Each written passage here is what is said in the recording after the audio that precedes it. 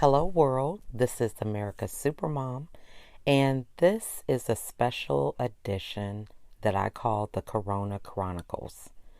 During this time, we are suffering from a pandemic that is affecting everyone across the world. We are joined with the rules and regulations of being shelter in place, which means we are limited with the ability to go about our daily business, confined to our homes based on a coronavirus that has been sweeping the entire world. For some people, the effects could be mild. For others, it can be fatal. So we are coming together as a community, as a family during this time of difficulty to share what it is like in our part of the world, how we are affected, and the things that we have in common, what kind of problems that are taking place in our industries and in our relationships and finances, and coming together so that we can plan for a better tomorrow. As this epidemic or pandemic crosses the world, we are waiting for relief. We're waiting for the virus to die off and for us to go back to some state of normalcy, whatever that may be, after things kind of settle down. So, what is that going to look like once the dust settles? How are things going to be different? So, as we go through this process, we're coming together as a world to create ideas, strategies, connect in ways that we have never connected before. So, that is the purpose of the special podcast that I call the Corona Chronicles, so that we can get some insight and have empathy and compassion on one another, create new innovative ideas that can not only improve our life, but our fellow brothers and sisters across the world. Thank you so much for joining us. Start with you introducing yourself and letting everybody know who you are and a little bit of background about, what you teach or whatever you want to share.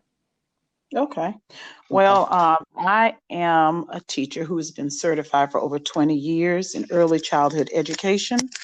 Uh, Hmm. I graduated from Georgia State. I graduated from Kennesaw State with a master's degree in educational leadership. Hmm. And currently, I am teaching English to speakers of other languages, third grade, elementary school in the Atlanta metropolitan area. And prior to COVID-19, I was in the process of trying to start a part-time business. Hmm. And that has been put on hold for now. Okay. So, Hmm. yes, education is what I do. It's my passion, teaching people whatever, skills that I have and passing it on to another generation is what I live to do. That is so awesome. So many different things that we can kind of dive into because, you are helping children that are speaking English as a second language. So even that dynamic seems to be kind of, what's the word I want to say, very challenging right now based on these circumstances of what's going Yes, on with COVID-19. yes, it is. So, what are some of the initial problems that you feel that other teachers within the community across the Atlanta area may be having challenges with this whole situation as it stands today? Well, I think for me, and probably for other teachers as well, we have been inundated with a lot of resources, and that is a blessing. We have Mm. so many companies out there who are giving free services and, just free virtual platforms to allow us to do what we do, which is instruct our children. And that is wonderful. But when you Mhm. get about 20 to 30 email a day and they have about 10 resources Mm. in them, you're like, wait a minute, okay, back up, pump your brakes, because that's Mm. a lot coming at me. And Mhm. you want to do what's best for the children, but I know that I have to start off slowly because this is not my instructional style of preference. Mm. Being Mm. that I am a face-to-face teacher, I'm an elementary school teacher. And Mm. the further you get away from elementary school, the more it becomes reliant on technology. In elementary school, we use technology, but we are more of a, I guess a lot of people say, touchy feely, cuddly, kind of warm and fuzzy environment, that Mhm. protects the kids and takes care of them from pre K all the way up to fifth grade or seventh grade, depending on where your students are. But Mhm. so for that being said, we do use technology in traditional public schools, but not to the extent that we have been forced to use it this week and last week. Mm. Mm. That is a good point. So, Mm. you have this information that is available. So, how does one go about with the training process, in deciding which type of technology, so to speak, or platform or app or website to use within this situation? How are you guys able to gauge that? Well, having come from Kennesaw State, I think that I was well prepared because my minor is in technology education. So I Mhm. haven't had to use it, or I haven't used it in the past few years, but I had to fall back on it. I had to go back and say, Mhm. okay, do you remember when you were at Kennesaw and how they did the blended learning and how you did the virtual learning online? That's the experience that you have to impart to your elementary school students. So Mhm. what I did was I started off really slowly because I knew that the parents were overwhelmed. So if Mhm. you take overwhelmed parents and students, because Mhm. let me back up 1 second.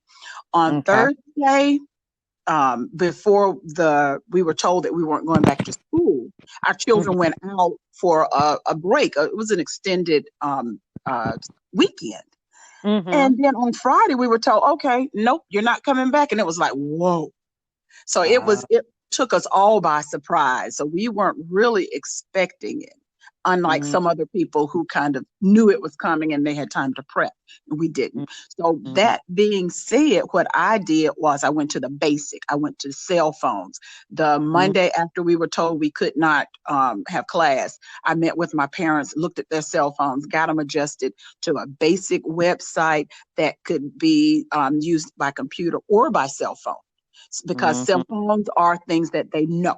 So you're comfortable with the Mhm. familiar. In a time of Mhm. crisis, don't try to introduce anything new to people because that's only Right. going to add to the stress level.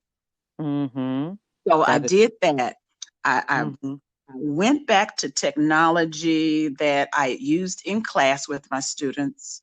Um, and I set up passwords. I made sure they could get in, tried to walk them through it on Mhm. the phone. It was still difficult because, once again, they're second language learners, they're English learners, and Mhm. they require a lot of visuals and, Mhm. a lot of Mhm. gestures to get points across. So, um, Mhm. that is one thing that I learned, was to begin with the familiar and slowly roll out new things. And even Mhm. to myself, I spent many an hour after time actually doing my own self-professional development, finding things, working it out, calling friends from other states, asking Mhm. what they were doing, because what I did not want to do was to take what we had been traditionally doing, or some people have, which are Mhm. worksheets, and just Mhm. make them glorified worksheets. That's not Mhm. virtual learning. Virtual learning Mhm. is you're taking technology and you're using it to stimulate the children's instruction. I You love know, that.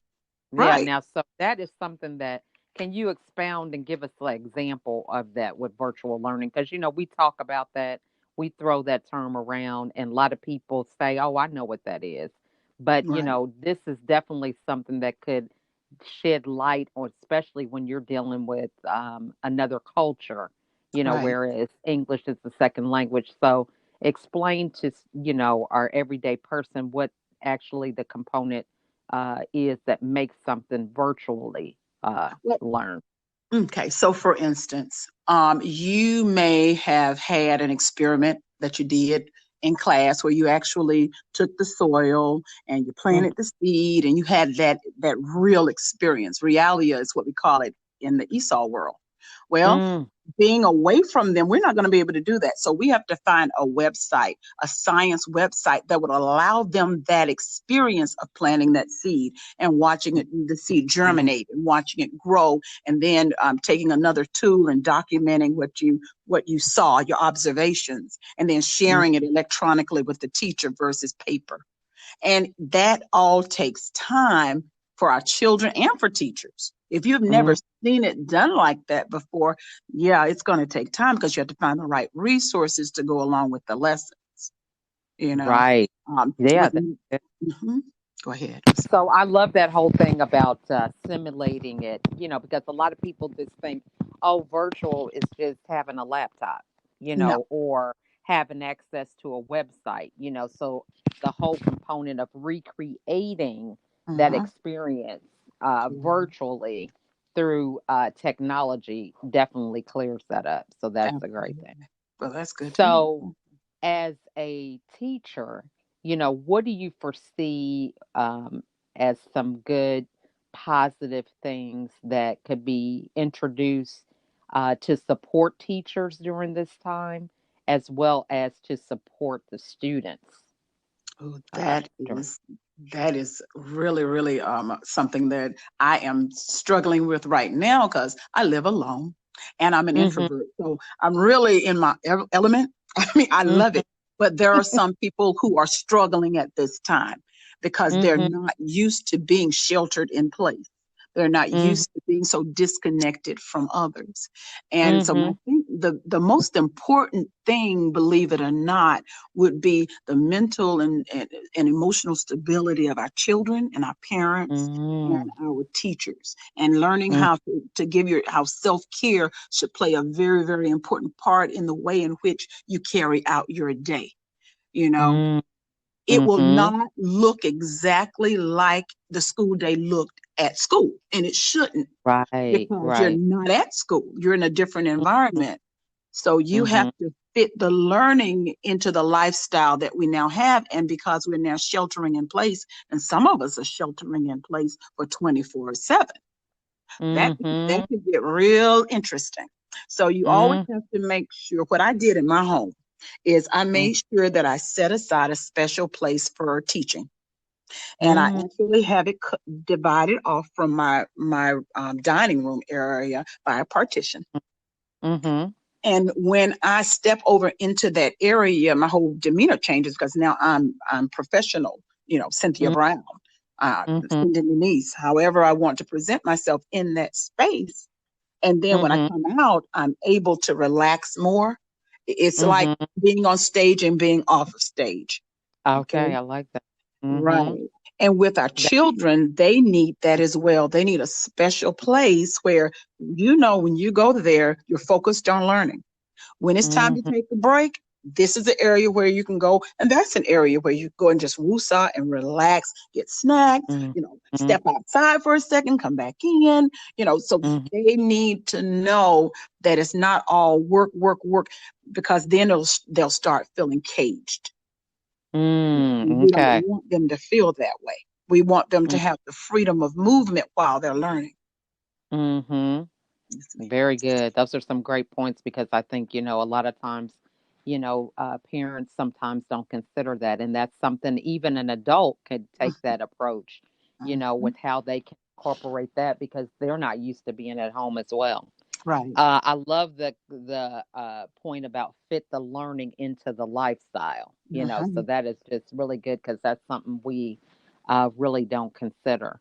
Right. So, if you had a piece of advice that you would share with parents in terms of helping them with this transition and things that they could do in order to support you as a teacher as well as their child as a student. So being a buffer to bridge that gap.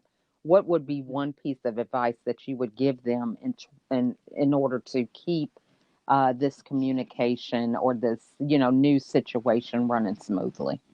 Well, the parents have a really, really special job because they are the hinge. They are the Mm, hinge between the children and the teachers because mm-hmm. they are the adults in the household. And we know that they're not trained to be professional educators, and we don't want them to be.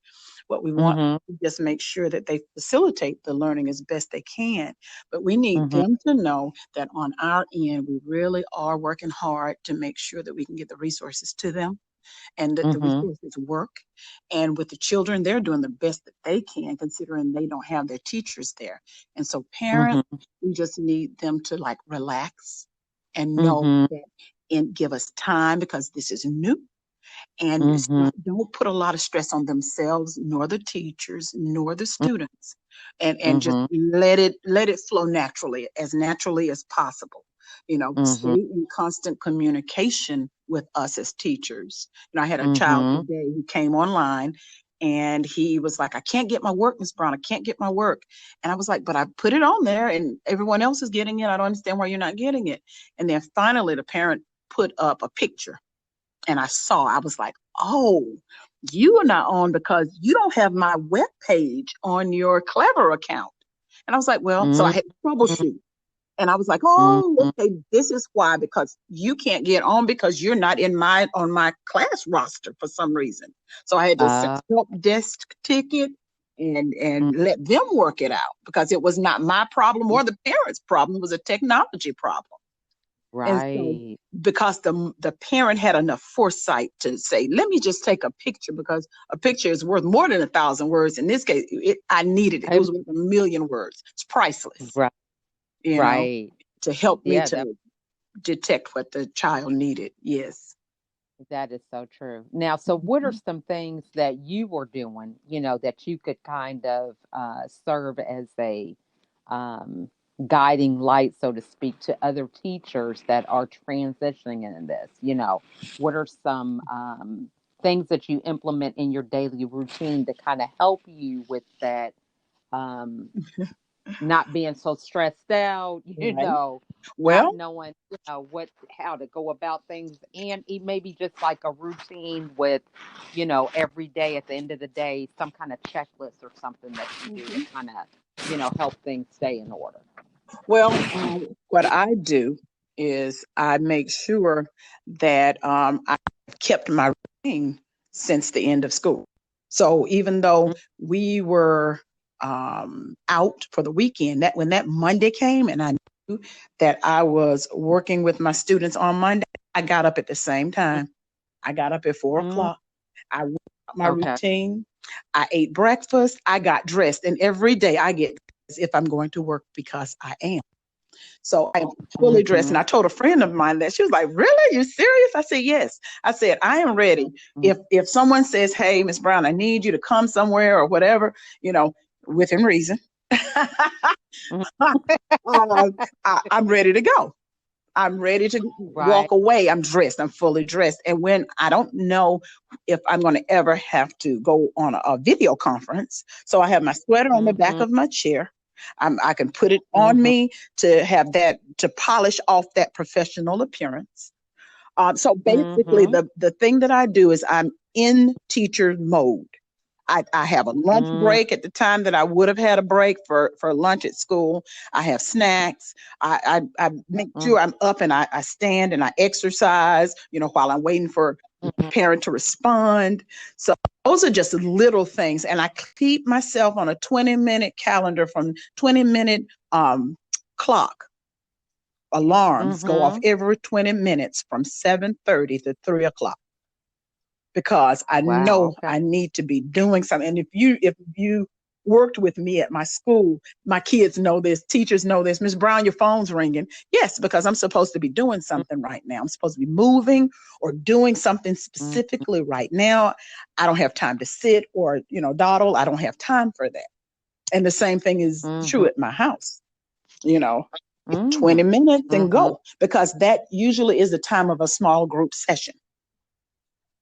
I like Hmm. that. Now, so let's talk about this eating. So some of these snacks, what do you recommend that, because this is another thing. When you're at Right. home, sometimes people don't prepare Hmm. things and then, it's like you're supposed to take your lunch break, but you're in there Right. cooking and you don't have your snacks.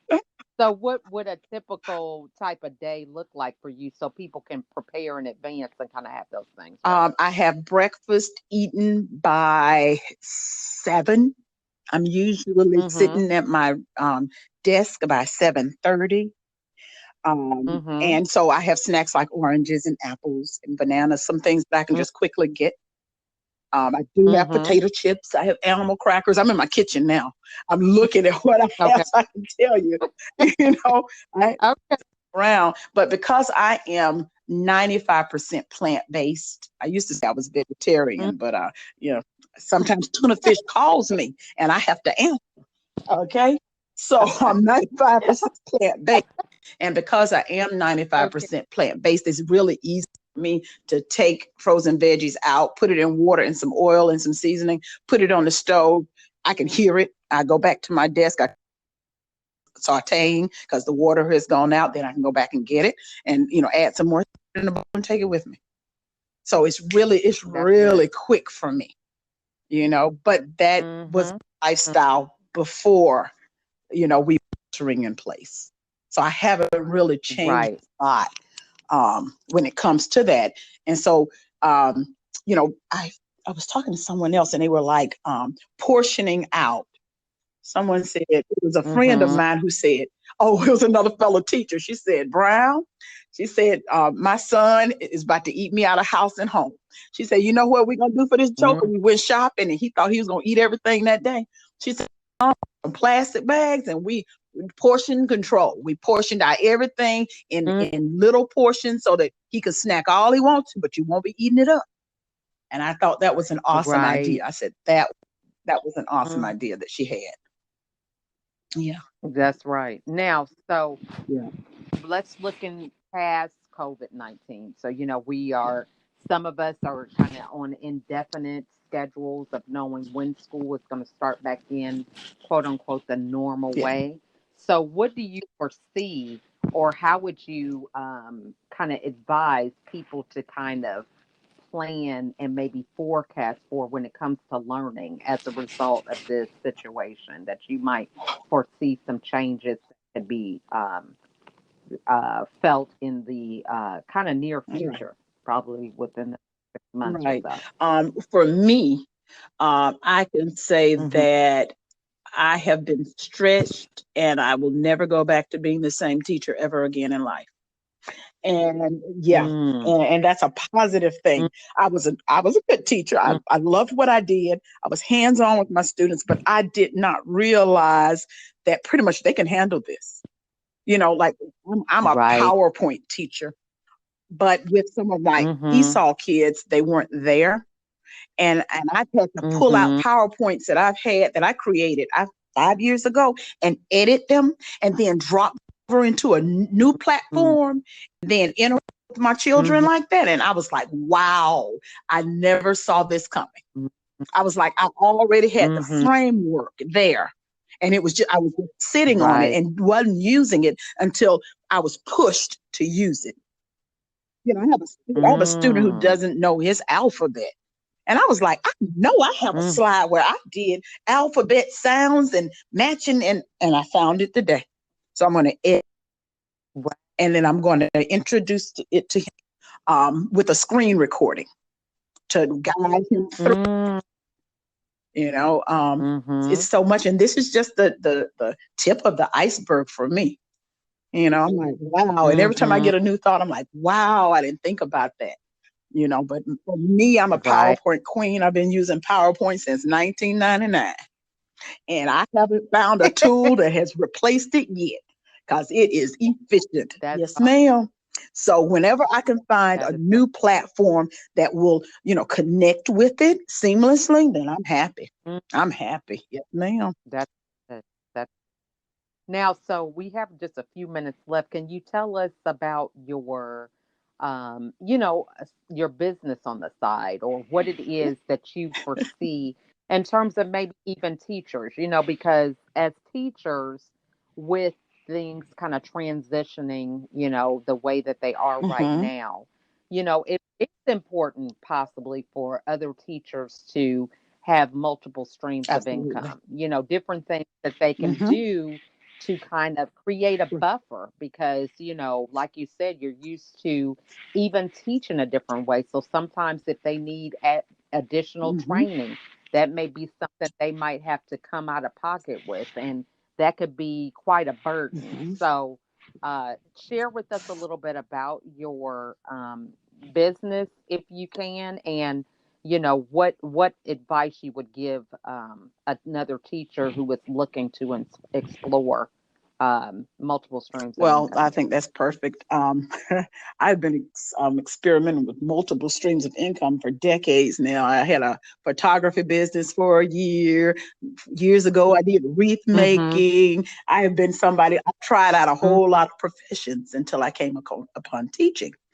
But what I would suggest, Mm-hmm. the first thing to do is to figure out what do you love to do.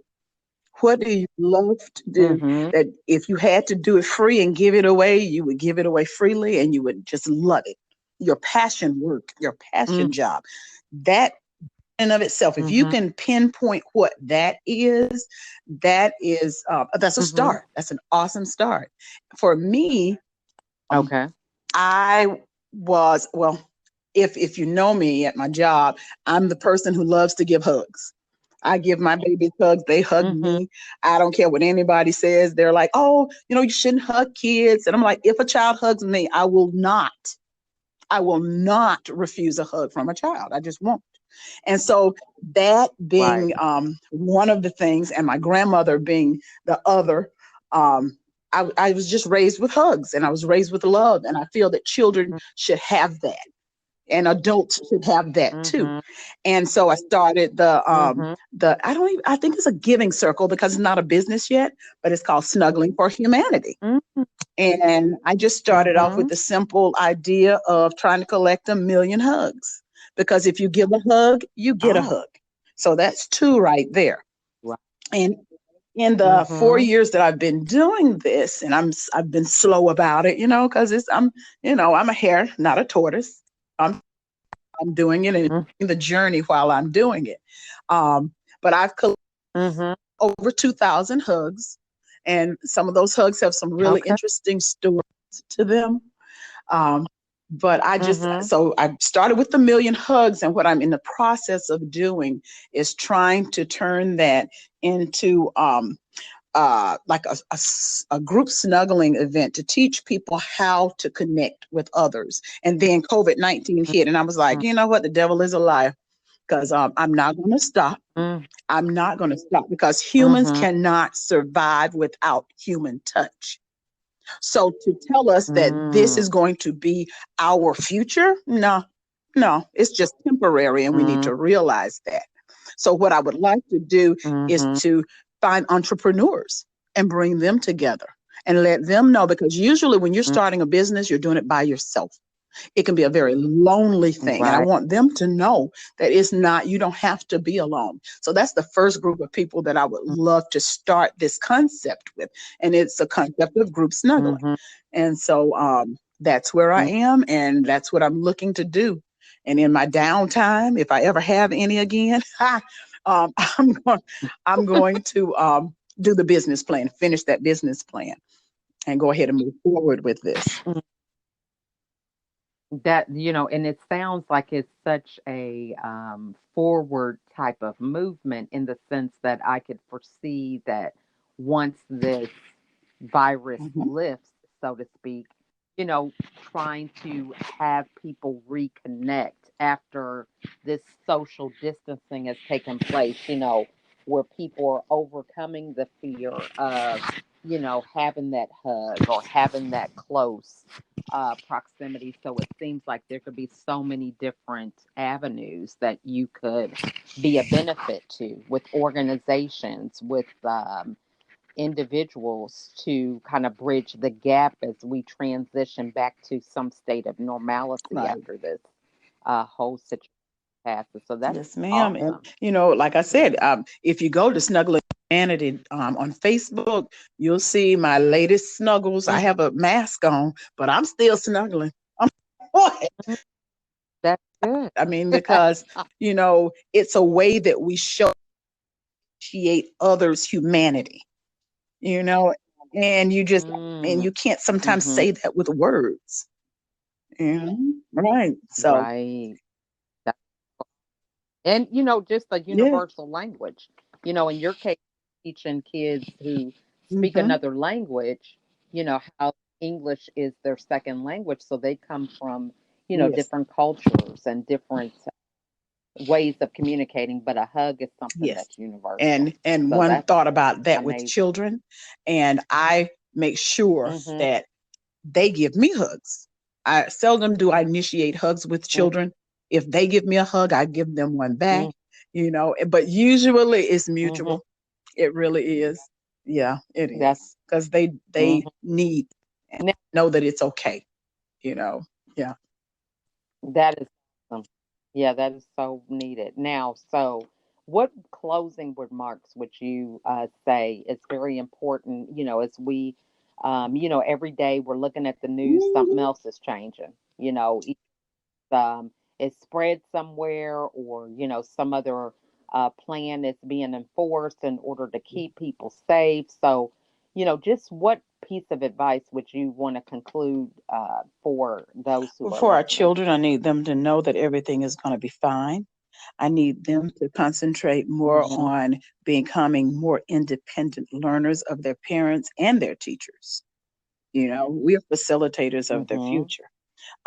Parents, I just need them to Hmm. also relax and know that we're going to get beyond this and get past this. We're not just going to exist beyond it, we're going to thrive beyond it, but we have to do it together. Hmm. And that's the thing. We have to do it together. Hmm. And one thing that I noticed in the time that we have been sheltering in place is that I have felt this world has become a calmer place. I can feel it at night in Hmm. my bones when I'm praying at night and in the morning when I wake up. I feel that this was kind of like something that brought more peace over this place because it slowed us down and it's allowing us to see what's really important in our lives. And that's the people that we love and the time that we spend with them. Hmm. So spend that time with your children and with your mate and with, whomever. And if you're all by yourself like I am, I'm learning to love myself even more, Jesus, God, and the Holy Ghost as well.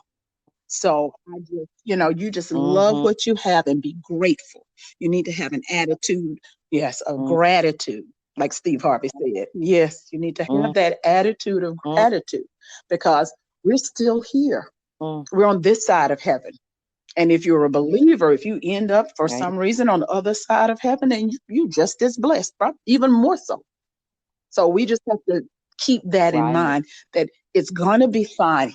It's going to be fine. We need to take a deep breath in and release it and just relax. Yeah, it's going to be Hmm. okay. Oh, yeah. And one more Well thing, said. turn off the All right. television. Only Hmm. look at television maybe like Okay. 1 hour when you're trying to find out about what's going on. But turn that thing off and listen to some music, talk to Yeah. each other, you know, listen to Audible. Right. But Right. whatever you do, Right. don't allow the news to, incite you and Hmm. to upset you. Give a designated time in the day Hmm. where you might sit down with your family. You talk about it for 20 minutes, and then that's enough because you really can't do anything about it. Right. And so, that being the case, then we don't worry about it. We just pray about it. Hmm. Right. I love that. Don't Yes, worry ma'am. about it, just pray about it. Okay. That Yes, brings me ma'am. to one last That's question. I okay. thought that was the last one. But what book would you recommend to people? Anything that kind of stands out here recently that you might have read? Because you mentioned Audible. So anything you want to suggest to the audience because they have a lot of time on their Oh, hands? man. My outside of the Bible, I have not gone through the Bible yet. So I do that every morning.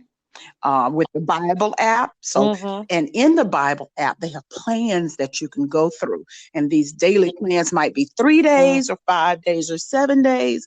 But what it does is it gives you a realistic view on the Bible and it helps you to walk through it. So Mm-hmm. that's my first book and my first app that I would tell them to go to.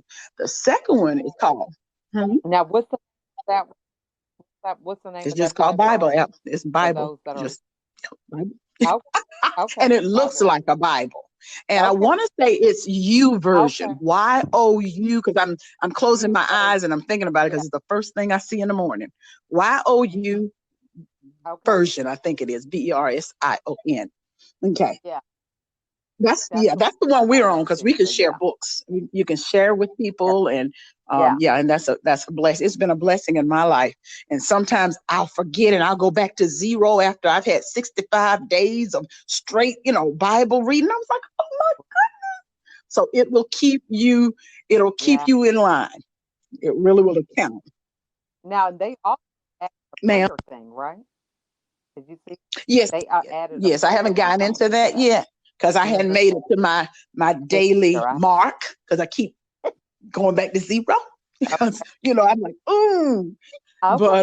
But I'm once I get to my goal, then I'll add something else.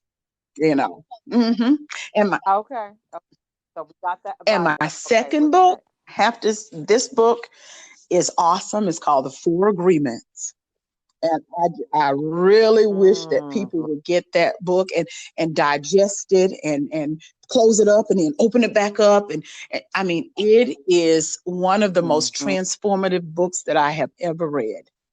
And yes, it just basically Amen. tells you some basic things that you need to do, like watch your words, watch what you say and how you talk to others and how you Mm-hmm. talk to yourself.